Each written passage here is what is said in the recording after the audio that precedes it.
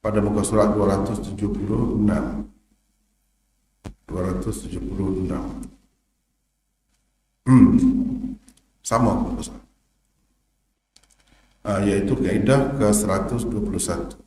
Wad'u zahir mawdi'al mudmar wa aksuhu innama yakunu linuktah. Innama yakun linuktah.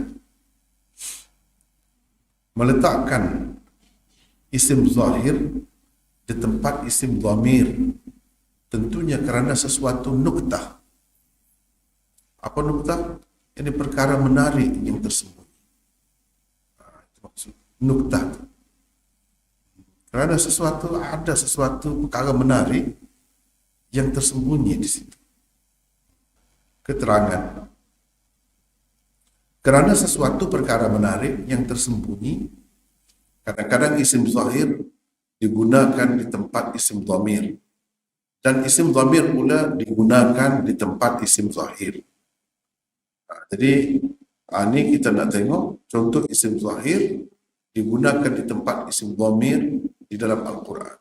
Kalau nak kira ayat biasa lah. Bukan biasa. Kalau dia buat, dia guna isim dhamir di situ. Dia tidak guna isim zahir, tapi dia guna isim zahir. Kenapa?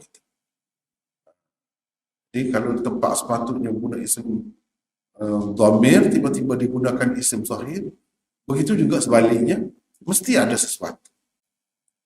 Mesti ada sesuatu dipanggil nuktah. Nuktah ni ada sesuatu yang menarik di situ. Tapi tersembunyi, agak tersembunyi. Orang tak berapa nampak lah. Baik, contoh pertama, baca situ. Aiman. Wattaqullaha wa yu'allimukumullah wallahu bikulli syai'in alim. Bermaksud, oleh itu, hendaklah kamu bertakwa kepada Allah dan ingatlah, Allah dengan keterangan ini mengajar kamu dan Allah mengetahui segala sesuatu. Al-Baqarah ayat 282. Mengikut kaedah kebiasaan bahasa Arab, sesuatu isim zahir tidak diulang beberapa kali dalam sesuatu ayat. Setelah disebutkan sekali, ia tidak perlu lagi diulang. Sebaliknya, hendaklah digunakan isim dhamir yang bersesuaian selepasnya. Di dalam ayat di atas, perkataan Allah telah disebut 3 kali. Padahal, setelah disebutkan buat kali pertama, ia tidak perlu lagi diulang sebut. Malah memadailah dengan menyebutkan isim dhamir sahaja sebagai gantinya. Iaitu dengan dikatakan, wa huwa bikulli syai'in alim. Rahsia digunakan juga isim zahir beberapa kali di dalam ayat yang sama, seperti pada ayat ke-282 surah Al-Baqarah tadi ialah antaranya untuk mengagungkan nama Allah, yakni litta'zim, dan untuk merasai kenikmatan dengan menyebut beberapa kali nama orang yang dicintai dan dikasihi, lilistildadi bihi. Itu nuktah. Itu nuktah. Dalam istilah dipanggil nuktah. Mana itu benda menariknya yang tersembunyi itu. Baik, kita tengok di sini. Wattaqullah, bertakwalah kamu kepada Allah. Wa huwa yu'allimu, itu boleh kata dialah yang mengajar kamu. Siapa? Allah lah. Wa huwa bikulli syai'in alim, dan dialah Maha mengetahui tentang segala perkara, setiap perkara, semua perkara. Jadi tak perlu diulang lah. Kalau ulang-ulang ni bahasa ulang, bahasa budak-budak kan, bahasa kanak-kanak, buku kanak-kanak kan. Misalnya Ahmad datang ke sekolah, Ahmad pulang ke rumahnya, Ahmad lepas tu makan nasi, misalnya dah. Jadi ulang-ulang tu bahasa budak-budak, bahasa kanak-kanak. Ulang-ulang isim zahir ni nama yang tegar lah. Nama yang misalnya Ahmad pergi ke sekolah, pukul 12 Ahmad pulang ke rumah. Pukul 1 Ahmad makan nasi. Tak banyak macam tu lah. Ahmad pergi ke sekolah, dia pulang pada pukul 12, pada pukul 1 dia makan nasi. Dia. Ahmad pulang ke rumahnya. Misalnya. Nya tu lah. Nya tu dhamirnya. Itulah dia panggil ganti nama atau isim dhamir. Kalau tak kata Ahmad pulang ke rumah Ahmad, tak ulang begitu. Ahmad pulang ke rumahnya, dia pun makan nasi. Tak kata Ahmad pun makan nasi, ulang. Itu dah tahu dah. Dah tahu dah. Begitulah contohnya. Tapi kenapa Allah ulang? Dah tahu dah, kenapa dia ulang? Tidakkah jadi macam bahasa kanak-kanak? Jawabnya tidak. Kadang-kadang sebut banyak kali itu untuk mengagungkan. Ini orang besar ni. Orang besar ni bukan orang main-main ni. Kita pun sebut banyak kali. Untuk menyatakan kebesaran. Keagungan. Selain daripada itu, istilzam dia pakai. Ini semua ni, kalau kaedah nahu macam tadilah kaedah nahu. Ini tak, dia naik. Dia seni bahasa. Iaitu ilmu balaghah. Ilmu balaghah. Apa ni? Ilmu balaghah dia lari daripada kaedah biasa. Kerana ada sesuatu maksud. Ada sesuatu maksud. Antaranya ialah istilzam. Istilzam itu apa? Untuk nak menikmati. Sedap sebut nama. Jadi kalau sebut tak terang itu tak sedap. Ibarat orang yang bercinta. Orang yang berkasih sayang dengan seseorang. Dia suka sangat sebut nama kekasih dia. Tak cukup dengan kata dia, nya, tak cukup. Dia nak sebut beberapa kali lidah dia. Rasa nikmat. Rasa sedap. Sebab apa? Sebab orang tu orang yang disayangi. Nampak? Begitu. Nah, orang tu orang yang disayangi. Kau orang yang sayang, dia selalu sebut nama orang kan? Begitu. Dia selalu sebut nama orang yang dia sayang. Sebab apa?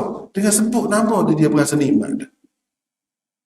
Dia tidak sama dengan misalnya kalau budak dia sayang kat ayah dia, ayah selalu buat gini. Ayah tak ada dia. Ayah waktu malam nak tidur dia cerita dulu kat kita. Misalnya. Lepas tu ayah lagi. Dia sayang kat ayah. Kalau tidak, dia sebut dia lah dia. Cukup dah. Dhamir isim dhamir ganti nama cukup dah. Begitu dah. Jadi itu kena tengok tempat lah. Mungkin kerana. Takutlah kepada Allah. Allah mengajar kamu. Bukan sebagai orang. Itu guru kamu. Nak menyatakan kebesaran dia ni. Tentu sekali ilmu yang diberikannya itu luar biasa. Luar biasa. Lebih daripada yang lain. Allah sebut. Dia mengajar binatang. Anjing itu menangkap binatang kan. Anjing itu dia mengajar. Allah sebut ajar. Cuba tengok binatang-binatang lain. Ada begitu. Kan? Istimewa tu. Jadi disebut Allah mengajar. Sebab apa? Istimewa. Kenapa binatang lain tidak? Kenapa kuda tidak? Kenapa kambing tidak? Tiba-tiba anjing. Nak menunjukkan istimewa. Pelik tu. Satu keajaiban tu. Jadi disebut Allah mengajar. Padahal semua Allah mengajar. Kambing makan rumput. Allah juga mengajar kan? Tapi itu tak payah sebut lah. Yang sebut ni yang pelik. Dalam Quran dia sebut Allah mengajar. Jadi Allah mengajar kamu kan istimewa. Tidak kamu bangga kalau sebut guru kita tu orang masyhur, terkenal. Semua orang bijak je. Kan kita selalu nak sebut nama. Gitulah. Ini pun gitu. Sebab apa dia boleh ajar kamu dapat istimewa, ilmu yang istimewa, yang pelik daripada yang lain. Wa huwa bi kulli syai'in alim. Sangat alim, tahu semua perkara. Jadi kalau dia mengajar tu tepatlah. Kenalah. Barulah nak boleh jadi tu guru. Kalau betul-betul alim. Alim bukan dalam bab tu. Bi kulli syai'. Semua perkara tahu. Jadi tak bangga kau ada tu guru macam tu. Sebab itulah sebut nama tu guru tu. Benda gitu itu seni. Seni. Kenapa di dalam Quran dia sebut? Kenapa tempat lain dia sebut dhamir? Dia sebut dhamir je. Bukan setiap kali Allah tu sebut gini dah. Bukan setiap kali. Banyak tempat dia sebut isim dhamir je. Tapi setengah-setengah tempat nak menyatakan ini tu luar biasa. Guru ni kalau binatang pun dia ajar seperti anjing.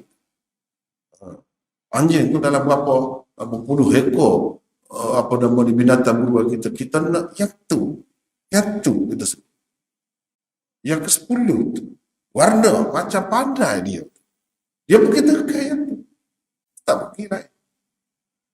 Lepas tu dia tak makan, dia dah musing situ lah tengok. Lepas dia orang kata lebih tekuk kau dah. Lepas dia tekan sekali tu, lepas tu dia ditunus. Dia tak makan. Itu terdidik. Siapa yang didik? Padahal anjing kena tomok kan, binatang yang tomok. No lah kalau boleh, no tu. Ada. Tidak begitu. Itulah anjing mu'allam. Anjing yang terdidik.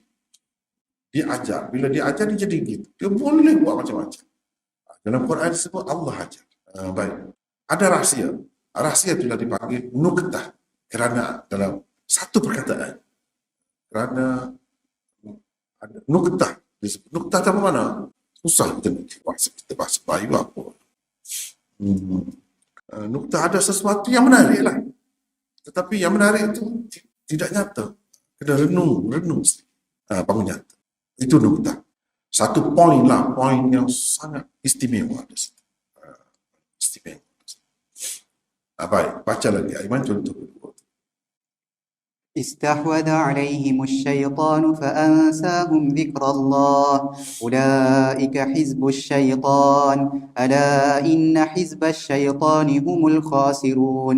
Bermaksud, syaitan telah menguasai dan mempengaruhi mereka sehingga menyebabkan mereka lupa mengingati ajaran dan amaran Allah. Mereka itulah puak syaitan. Ketahuilah bahawa puak syaitan itu sebenarnya orang-orang yang rugi. Al-Mujadilah ayat 19. Baca. Dalam penggunaan bahasa biasa akan dikatakan ala innahum, bukan dengan mengulang sebut hizbas syaitan. Sebabnya ayat ini terkeluar daripada kaedah kebiasaan ialah untuk menunjukkan satu nuktah atau perkara menarik yang tersembunyi di sebaliknya, iaitu untuk menghina dan memperlekeh syaitan serta mengingatkan umat Islam terhadap tipu dayanya. Jadi kadang-kadang tu disebut tu isim zahir di tempat isim dhamir. Padahal boleh sebut dhamir lah. Ini ganti nama tu. Ala inna hizbas syaitan. Ala inna. Boleh kata begitu. Tapi tidak dikata begitu. Ini untuk apa? Ada sesuatu. Bukan saja-saja. Bukan saja-saja. Apa ni disebut? Diulang isim zahir yang telah disebut sebelum itu. Padahal boleh guna saja ganti nama, tapi tidak. Ada sesuatu. Jadi tidak semestinya untuk istilzam. Tak mesti. Tidak semesti untuk mengagungkan. Kadang-kadang untuk menghina. Kadang-kadang untuk mengingatkan. Ingat, jangan main-main ni. Hizbus syaitan. Jadi tak padan, nya saja. Nya tak jelas. Tak padan. Mereka yang tak jelas, itu tak padan. Sebut hizbus syaitan. Golongan syaitan. Parti syaitan. Hizb itu makna parti. Boleh. Bahasa baru. Ya, parti. Hizb itu makna puak lah. Puak. Kullu hizbin bima ladaihim fari'un. Setiap golongan manusia ni, dia suka dengan apa yang ada pada mereka. Memang begitu tabiat manusia. Hizb. Jadi situ Allah sebut hizb juga. Nampak? Kalau kita orang Melayu ni agaknya, sekarang ni baru saya tahu orang Melayu ni pandai makan yogurt. Dulu tak pandai. Saya sebab duduk di luar negara, negara yang memang hidup dengan susu. Jadi yogurt tu budak-budak, masa budak-budak lagi terkenal dah. Tapi dulu-dulu tak ada, kedai-kedai di pasaran apa tak ada. Setakat ada supermarket barulah ada yogurt. Ada. Setengah-setengah. Orang dia, sedap. Orang kita, apa? Masa-masa. Tak biasa. Orang tak biasa gitu lah. Kita tak suka. Sesuatu yang jadi kebanggaan orang, kita tidak bangga. Kita bangga dengan benda lain. Begitu. Kullu hizbin bima ladaihim fari'un. Memang sifat manusia ni gitu. Dia ada, dia suka ni, dia suka ni. Kita tak, kalau tak makan nasi, roti tak kenyang. Kalau orang Melayu dah. Dia tak sah tak makan roti. Buat dia. Dia kena tutup dengan roti, makan nasi apa. Kena tutup juga dengan roti. Kita tak kenyang. Tak penuh perut untuk bahasa. Makan banyak. Jadi masing-masing lah. Masing-masing budaya. Dia berasa yang dia tu elok. Jadi hizbus syaitan. Ceritanya Allah guna perkataan itu. Maknanya ramai ni. Kalau ada parti ni, ada kumpulan, ada puak ni ramai ni. Nak ingat. Jadi ramai tu, kamu, kalau kamu kuat, orang kuat dia lah mari dekat kamu. Bukan calat-calat. Bukan hak debet tu orang kata mari. Kalau kamu general, kalau kamu ni ketua, pemimpin, pemimpin juga dari kalangan dia tu mari nak tipu daya kamu. Kamu kena beringat perempuan ni. Sebagai peringatan. Jadi sebut terang pula. Tidak sebut apa nama ni isyarat-isyarat. Itu tidak. Dengan maksud tu. Dan puak ni bahaya. Kita rasa parti pembangkang. Kita bahaya kalau kerajaan kan. Kalau kerajaan lah ada parti lawan. Dia duk mengancam dia tu. Dah. Pengancam semuanya. Hizbus Syaitan. Ikutlah mana-mana pun. Mengetah ke pembangkang ke apa. Hizbus Syaitan tu kena-kena. Itu yang paling bahayanya. Sebab kita kata, kita berjaya ni berjaya. Dulu biasa berjaya. Berjaya ni benda ni. Dah. Faman zuhzi'a 'anil nar wa udkhilal jannata faqad faz. Tu berjayanya. Tak masuk neraka tu. Masuk syurga tu. Itu berjaya sebenarnya. Tuhan nak ajar kepada kita. Ni kita tak rasa parti, kita takut bimbang. Kumpulan ni kita takut. Kumpulan ni bahaya. Bahaya sekali apa ni? Sebab tu dia sebut sebagai peringatan kepada kita. Sebab kita tak nampak. Itu masalahnya. Kalau kita nampak boleh tahan juga. Parti yang kita kata bahaya. Kita nampak dia make macam kita juga. Merancang macam kita juga. Ni kita tak tahu cara. Buah dia kita tak tahu.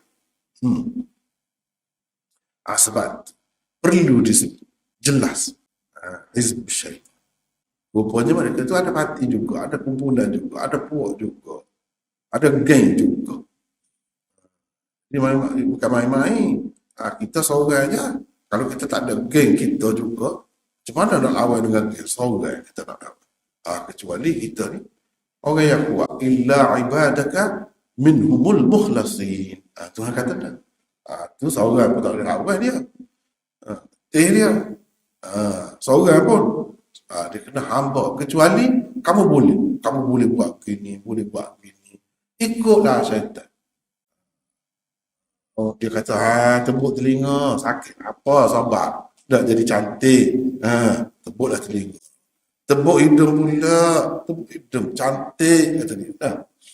Orang-orang perempuan terutamanya yang jadi mangsa banyaknya pasal dia nak sangat kan, comel tu tebuk hidung pula, pasal situ pula. Subai hidung dah.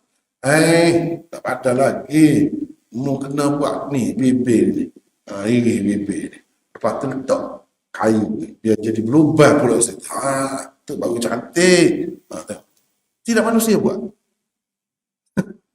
Manusia ada buat tu. Muka cantik-cantik dia torang pula tu. Dia torang pula di Amerika. Aja torang.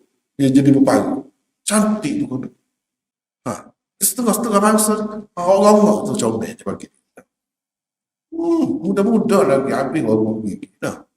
Tu comel bagi. Siapa aja aku comel macam tu. Tidak standard tu. Standardnya dah. Gigi berlapis betul nah. Tu hak standardnya. Betulnya. Tiba-tiba dia cabut gigi pula dia jadi comel. Boleh terima tu. Apa? Orang lelaki kalau nak ikut Sunda lah, pakai sekat peti, buat nganyi, huduh lah. Orang Tina pakai sekat peti tak apa pula. Siapa aja? Syaitan itu. Dia ada grup dia, dia ada geng dia. Kita seorang tak urut, tak mampu. Tuhan kata, illa ibadaka minhumul mukhlasin. Dia pun mengaku, syaitan mengaku. Kecuali hamba-hambamu yang dibersihkan. Mukhlas. Baru ni kita dah sebut dah. Kalau waktu dia tak boleh, dia lemah. Letih lagi. Kan dia ada puak dia ketua, dia duduk di laut tu. Masing-masing pergi. Aku buat apa kerja hari ni? Tak ada apa. Kamu buat apa? Masing-masing pergi. Pak ni pergi, aku tak dapat buat apa dah hari ni. Nak mengadap orang tu. Dia pergi mengadu kepada bos dia. Itulah Hizbus Syaitan. Hizbus Syaitan kadang-kadang nyata dalam bentuk manusia, dalam rupa manusia. apabila dia kerja syaitan. Apabila itu yang dikehendaki oleh syaitan, itulah yang diperjuangkan. Itu sama lah, itu syaitan juga. Jadi kena ingat. Sebab itu disebut dengan jelas. Jangan main-main. Parti ni, kumpulan ni. Kamu dah nampak yang lain. Yang ni. Kena nampaknya. Begitu cara. Quran dia mengalihkan pandangan. Kita kuasa berjaya ni. Berjaya dalam perniagaan. Berjaya ni kalau begini. Berjaya ni kita nak pergi luar negara, kita boleh pergi. Itu berjaya. Berjaya ni dapat pangkat gini. Apa ajar tu? Ni orang panggil faz, al-faiz, al-faizun, al-muflihun, an-najihun. Ni. Baru kita tahu. Contoh ketiga baca lagi ayat. يا أيها النبي إنا أحللنا لك أزواجك اللاتي آتيت أجورهن وما ملكت يمينك مما أفاء الله عليك وبنات عمك وبنات عماتك وبنات خالك وبنات خالاتك اللاتي هاجرن معك وامرأة مؤمنة إن وهبت نفسها للنبي إن أراد النبي أن يستنكحها خالصة لك من دون المؤمنين قد علمنا ما فرضنا عليهم في أزواجهم وما ملكت أيمانهم لكي لا يكون عليك حرج وكان الله غفورا رحيما. Bermaksud, wahai Nabi, sesungguhnya kami telah halalkan bagimu isteri-isterimu yang engkau berikan mas kahwinnya dan hamba-hamba perempuan yang engkau miliki dari apa yang telah dikurniakan Allah kepadamu sebagai tawanan perang. Dan kami telah halalkan bagimu berkahwin dengan sepupu-sepupumu, iaitu anak-anak perempuan bapa saudaramu dari sebelah bapa, serta anak-anak perempuan emak saudaramu dari sebelah bapa, dan anak-anak perempuan bapa saudaramu dari sebelah ibu, serta anak-anak perempuan emak saudaramu dari sebelah ibu yang telah berhijrah bersama-sama denganmu. Dan kami telah halalkan bagimu mana-mana perempuan yang beriman, yang memberikan dirinya kepada Nabi untuk dikahwininya dengan tidak membayar mas kahwin, kalaulah Nabi suka berkahwin dengannya. Perkahwinan yang demikian adalah khas bagimu semata-mata, bukan bagi orang-orang yang beriman umumnya. Sesungguhnya kami telah mengetahui apa yang kami wajibkan kepada orang-orang mukmin mengenai isteri-isteri mereka dan hamba-hamba perempuan yang mereka miliki, supaya tidak menjadi keberatan bagimu. Dan ingatlah, Allah adalah Maha Pengampun lagi Maha Mengasihani. Al-Ahzab ayat 50. Ada dibaiki sikit. Buka. Bagi khas bagimu semata-mata buka. Bukan sepatutnya. Baikilah. Jatuh in. Ya. Baca lagi. Allah tidak berfirman laka di tempat lin Nabi di dalam ayat ini untuk menunjukkan ia khusus dengan baginda sallallahu alaihi wasallam. Kalau digunakan isim dhamir di tempat isim zahir itu, nescaya mungkin ada orang menganggap bahawa cara itu dihalalkan juga untuk orang-orang lain. Sebagaimana dapat difaham daripada firman Allah di dalam yang sama. Di dalam ayat yang sama. Tertulis. Di dalam ayat yang sama. Ayat itulah ayat di atas.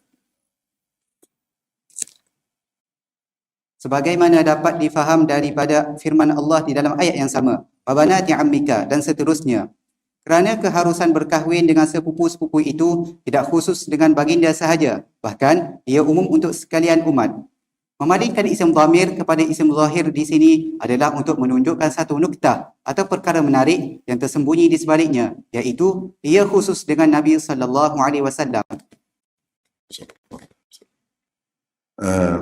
Begitu kan? Cuba tengok, tempat saya garis ni. Tempat saya garis. Kalau kita tengok yang Melayu tu, yalah, tengok situ. Yang ni teks asal Quran.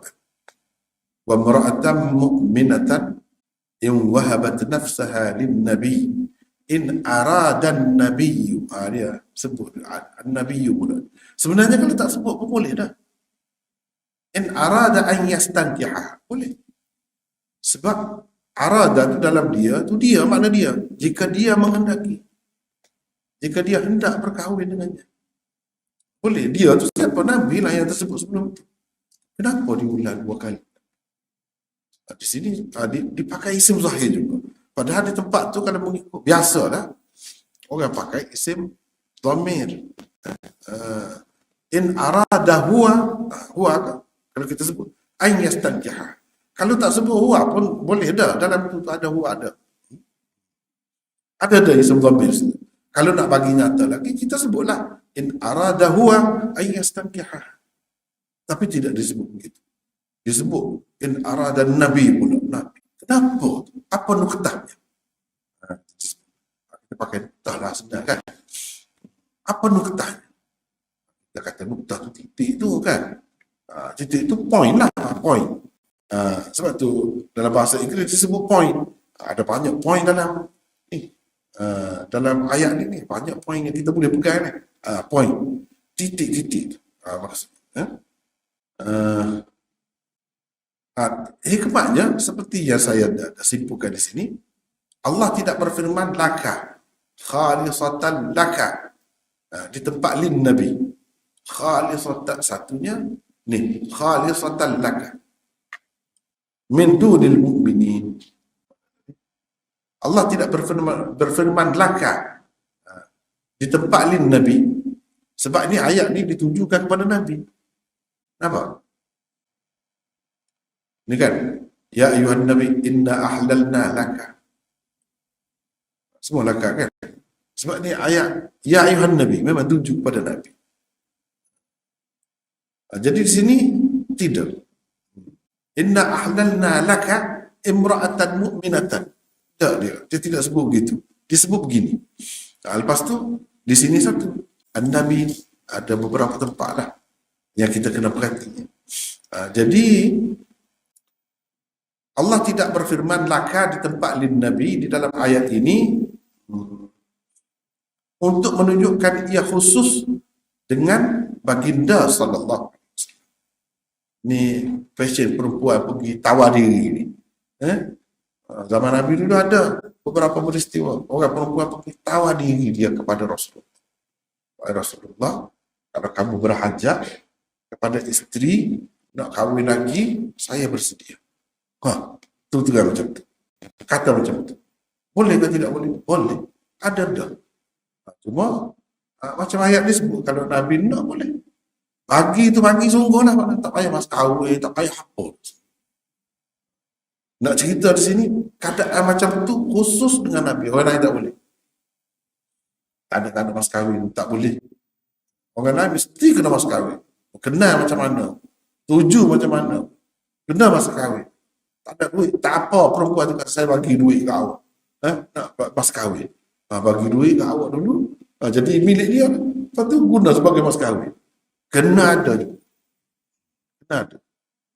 Tiba-tiba dia bagi duit, dia pergi beli benda lain pula dah. Dia pergi beli aircon pula dah. Marahlah perempuan tu dah. Dia suruh buat mas kahwin, dia pergi beli aircon pula. Aircon aku lah dah jadi duit aku. Kamu bagi pada aku jadi milik aku misalnya. Dia kata begitu. Itu cerita lain lah. Cerita lain. Tapi jadi milik dia lah. Kena mas kahwin. Tak ada mas kahwin tak boleh. Ni nak ceritanya khusus dengan Nabi. Macam ni. Boleh orang lain pun boleh. Tawar diri kepada satu orang. Nak awak kahwin dengan saya. Perempuan biasanya lelaki minta kan. Pergi tanya. Ni tidak perempuan tanya. Boleh ke tidak? Boleh. Tapi yang tak bolehnya mas kahwin tu. Kena ada juga. Kalau orang lain. Nabi ni tidak. Mana bagi semua. Jadi isteri dia. Kalau digunakan isim dhamir di tempat isim zahir itu, kalau digunakan laka begitu. Bukan lin Nabi. Kalau digunakan laka begitu. Nescaya mungkin ada orang menganggap bahawa cara itu dihalalkan juga untuk orang-orang lain. Cara macam tadi. Sebagaimana dapat difaham daripada firman Allah di dalam ayat yang sama.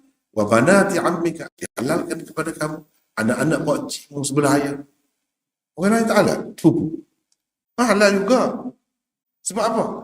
Ammikaka. Kalau kata laka boleh jadi difaham gitu. Sepupu boleh kahwin.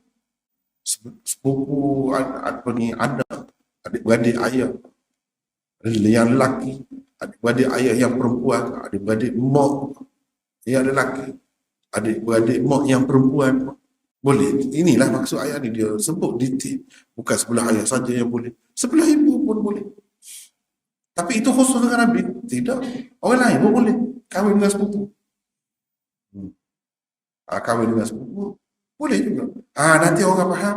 Boleh juga macam ni. Jadi perempuan serah diri. Kalau nak kahwin dengan saya, boleh. Tak payah mas kahwin. Tak boleh. Lepas tu, kenapa dia berlaku benda-benda gini ni? Kenapa berlaku benda begini? Nabi ni kan orang lebih kan. Lepas tu dia seorang tu ya. Tak ada Nabi lain. Dia tengok, ada isteri yang kelima. Tak serupa orang lain. Kalau macam tu, alangkah bertuahnya aku. Kalau aku tawar diri, dia tiba-tiba dia nak. Ikut cubalah dulu kan. Manusia ni memang dia nak kebaikan. Antara kebaikannya kahwin dengan Rasulullah. Rasulullah orang istimewa. Siapa tak nak orang istimewa? Gitu maksudnya kan. Kena faham benda tu. Dan ini buktinya Nabi ini bukan dibenci, disukai. Memang walaupun ada orang yang tuduh macam-macam, kita ada. Tapi yang suka tu sampai begitu sekali. Sampai begitu sekali. Tetapi bila cukup 9 tu, kan ada dalam Quran, dalam ayat Quran, dalam surah Al-Ahzab, la yahillu lakan nisa min ba'du wala an tabaddala bihinna min azwaj. Lepas ni tak halal dah kepada kamu mana-mana perempuan. Nak tukar pun tak boleh.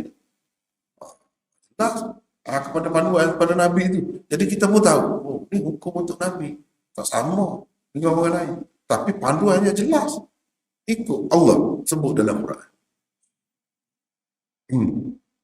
Mungkin akan difahami begitu.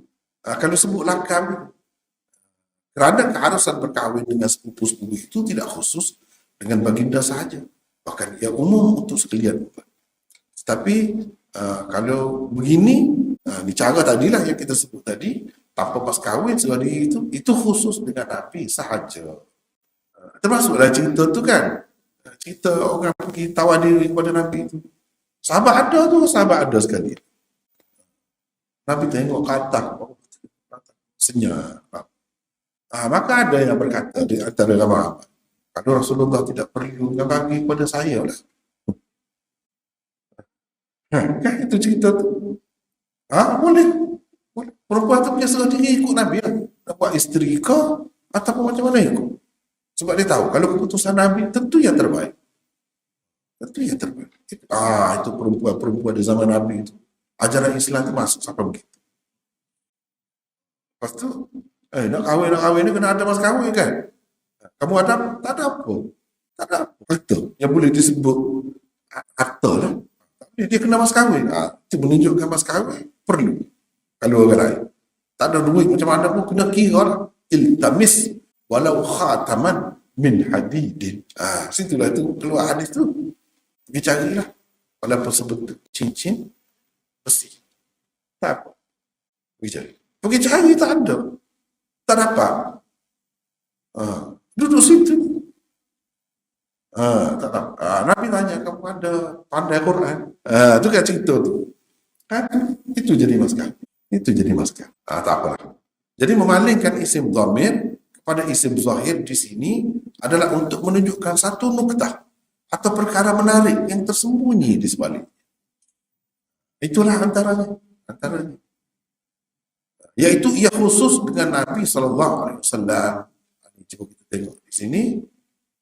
Lin Nabi in aradan Nabi. Sebut sekali lagi. Ini menunjukkan khusus dengan Nabi. Keadaan macam ni.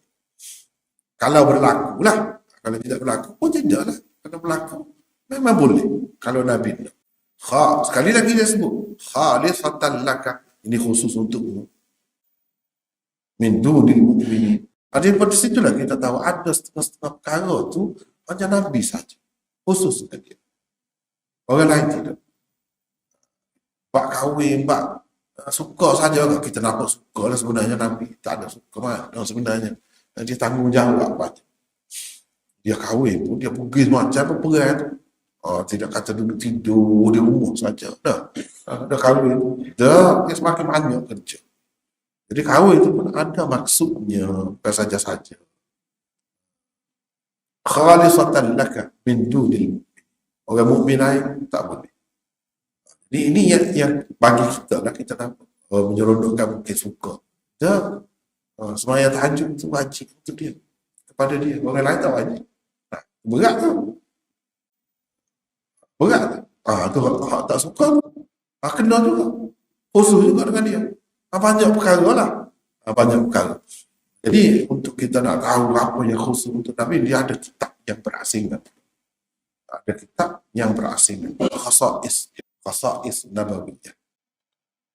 Sekarang mari pula kita melihat beberapa contoh isim dhamir yang digunakan di tempat isim zahir dalam Quran. Tadi isim zahir duduk di tempat isim dhamir. Ni isim dhamir duduk di tempat isim zahir. Patutnya isim zahir. Tiba-tiba isim dhamir digunakan. Apa maksud? Sama juga. Dia mesti ada nuktah. Mesti ada sesuatu yang menarik di situ. Yang kalau tidak guna begitu, tak ada benda itu. Itulah seni bahasa. Seni bahasa. Baik, contoh pertama, baca. قل من كان عدوا لجبريل فإنه نزله على قلبك بإذن الله مصدقا لما بين يديه وهدى وبشرى للمؤمنين. Katakanlah wahai Muhammad, sesiapa musuhi Jibril, maka sebabnya ialah kerana sesungguhnya dia, yakni Jibril itu, telah menurunkan Al-Quran ke dalam hatimu dengan izin Allah, iaitu kitab suci yang membenarkan kitab-kitab suci sebelumnya, selain menjadi petunjuk dan berita gembira kepada orang yang beriman. Al-Baqarah ayat 97. Pada fa'innahu digunakan isim dhamir yang kembali kepada perkataan Jibril. Tidak diulangi isim zahir Jibril di situ, demi mencapai suatu nuktah atau sesuatu perkara menarik yang tersembunyi di sebaliknya, iaitu demi kebesaran dan kemuliaannya. Jadi itu maksudnya. Kadang-kadang yang digunakan isim dhamir. Digunakan isim dhamir. Apa yang tak makna? Mudmar, disembunyikan. Sembunyi ni kadang-kadang kerana terlalu bernilai. Terlalu berharga. Sangat disayangi. Sangat besar. Mahal harga. Kita tengok kalau kita pergi tempat permata. Yang di luar-luar, dia biasa-biasa. Yang letak tu, yang dia sembunyi itu. Itu yang lebih mahalnya. Apa? Kadang-kadang sembunyi itu ada maksud tersendiri. Kerana mahal, kerana bernilai, disayangi. Kalau hilang, bukan hilang sikit-sikit, ini mahal harganya. Kadang-kadang begitu. Kadang-kadang sembunyi itu untuk menyatakan kebesaran, supaya orang bertanya-tanya. Apa? Kenapa tidak disebut? Kenapa tidak mahu berjumpa? Cuba tengok orang-orang yang hebat-hebat, yang masyhur-masyhur. Tak apa nak bertemu dengan orang kan? Tersembunyi. Tersembunyi untuk menyatakan kebesaran. Kalau dia keluar, habis kulmu dia. Untuk menyatakan kebesaran, kehebatan seseorang. Ada kalanya kalau dia keluar nyata, takut. Boleh jadi juga. Jadi, tak nyata tu ada kebaikan. Tak nyata tu baik. Kepada Nabi SAW pun dia nyata 2 kali. Dalam rupanya yang sebenar. 2 kali sepanjang Nabi duduk bertemu dengan dia. Yang lain-lain berjumpa dalam bentuk rupa manusia. Sudah bertapis. Tidak dalam rupa asal. Bila bertapis ni kan lain. Bertapis tu. Dia ingat. Selesa lah. Sebab sama seperti kita, rupa seperti kita. Kalau rupanya mari itu gelap dunia. Gelap. Takut. Itu. Ada kalanya menyembunyikan itu ada hikmah. Tidak nyata itu ada hikmah. Kalau Allah bagi nampak, kita ni nampak hantu lah. Nampak hantu. Yang bodoh tu. Pensan boleh jadi. Keboh situ. Jadi hikmat sembunyi itu ada. Dhamir ini sembunyi lah. Tidak menyatakan. Di sebalik tidak menyatakan dengan ada maksud. Ni orang hebat ni, bukan calon-calon orang. Tak boleh tunjuk-tunjuk banyak. Habis sendiri pun 2 kali. Hak banyak tu tersembunyi lah dengan hakikatnya. Dia mari bawa ayat tu, marilah bawa ayat, bawa Quran tu, dia lah yang marinya. Tapi dia mari dalam rupa manusia. Dalam rupa manusia. Jadi itu fa'innahu, bukan fa'inna Jibril ulam. Fa'inna. Jadi Kenapa kadang-kadang, sebab itulah kata, Allah pun tidak setiap tempat disebut ulang. Tempat yang perlu disebut, tapi disebutlah. Itu orang yang bijaksana kalau dia kaji di sini memang patut sebut. Sebab tempat lain tidak sebut Allah pun sendiri. Hebat, lebih lagi lah.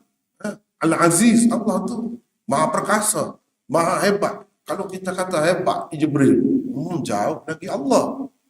Tapi kadang-kadang dinyatakan.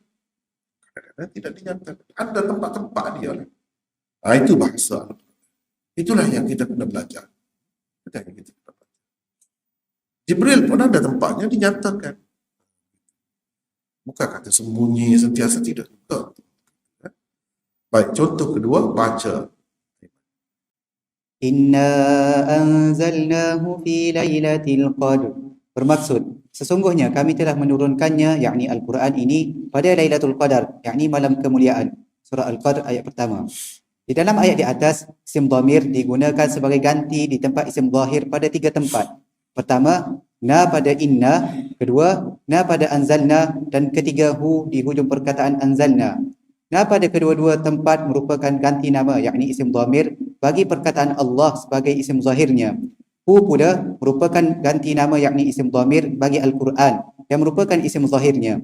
Tidak digunakan isim zahir pada ketiga-tiga tempat itu adalah untuk menunjukkan satu nuktah atau perkara menarik atau sembunyi di sebaliknya, iaitu untuk menyatakan kehebatannya dan memuliakannya.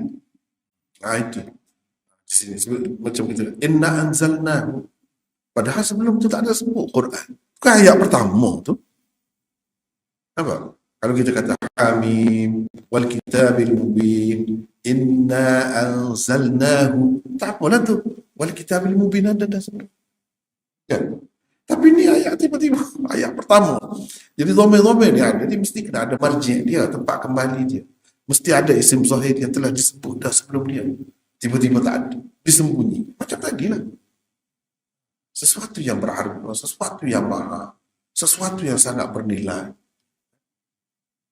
biasanya disembunyikan. Kalau kita kata tadi lah, permata, orang jual permata di kedai emas kan boleh.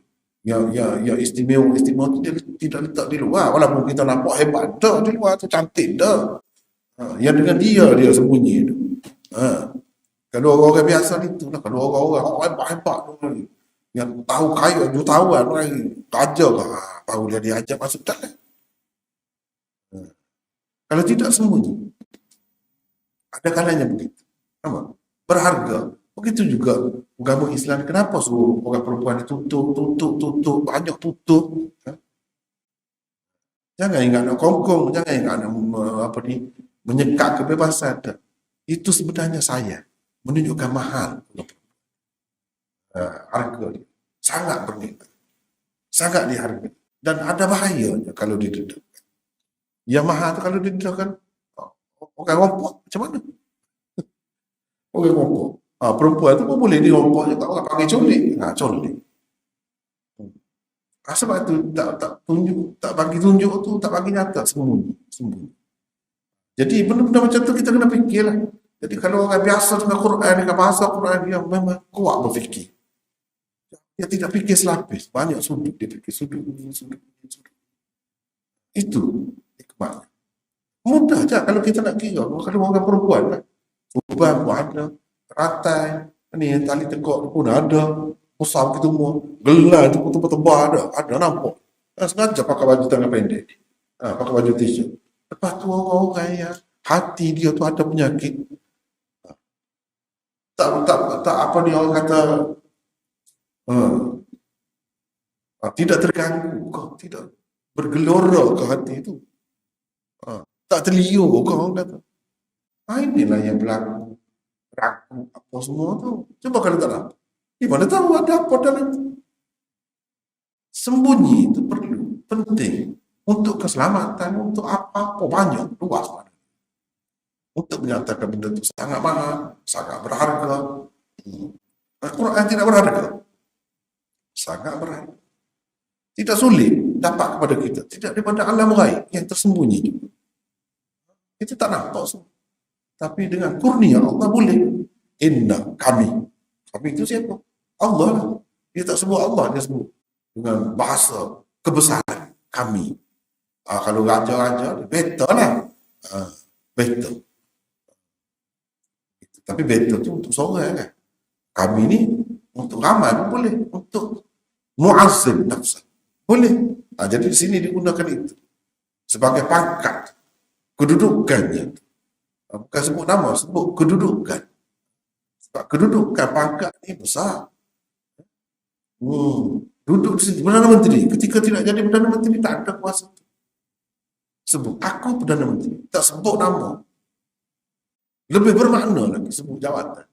Sebab nama tu setelah tak ada jawatan tu tak ada. Orang tak takut. Tak boleh buat apa. Tapi ketika ada jawatan tu, ikutlah nama apa pun. Dia boleh buat macam-macam tu. Yang mana pada ketika tak ada jawatan dia tak boleh buat. Kenapa? Ini jawatan. Inna. Kami. Kami. Suratun anzalnaha. Wa faradnaha. Wa anzalna. Semua na. Jawatan. Kedudukan. Menyatakan kedudukan. Kedudukan itu penting. Itu kita kena faham. Bahasa Quran macam tu. Kadang-kadang dia tunjukkan kedudukan. Kalau manusia, jawatan. Sebut jawatan. Dia tak sebut nama. Lebih baik sebut jawatan. Lagi daripada sebut nama. Sama di sini. Sama di sini. Cuma Tuhan bukan jawatan lah. Kedudukan. Kedudukan. Jadi Tuhan yang mulia itulah juga yang menurunkan Al-Quran yang mulia. Tapi macam saya dah sebut dah sebelum ni kan, kalau kita tengok Al-Quran itu, kan sebelum daripada surah ni, Al-Qadr ini, surah Al-Alaq. Jadi ayat yang mula-mula sekali diturunkan dalam Quran ni, wahyu pertama, Iqra' tu. Iqra' tu ada dalam surah tu. Jadi tu balik situ. Dia ada tu. Itu seni dia. Jadi yang mana inna anzalnahu tu? Kalau mula-mula, Iqra' bismi rabbikal ladzi khalaq. Duduk mana? Surah sebelum tu. Balik situ. Kena orang cerdik lah sikit. Kalau dia tak nampak. Mana nak balik ni? Domir ni. Dia nak balik mana? Di ayat pertama ni.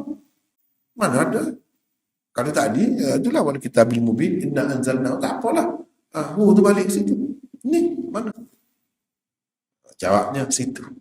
Iqra' bismi rabbikal ladzi khalaq. Walaupun 5 ayat, Quran lah tu. Ayat pun Quran. Jadi boleh kata, lah. Mana Quran?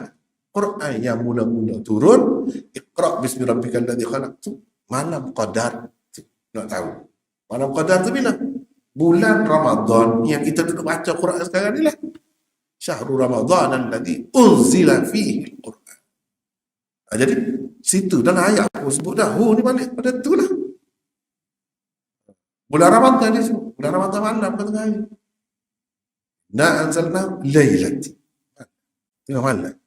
Ayat mula-mula tu pun tengah malam. Nampak semua jelas. Tapi kena kaitkan. Itu pentingnya tafsir Al-Quran dengan Al-Quran. Tafsir Al-Quran dengan Al-Quran. Tengok sini. Dapat jawapan.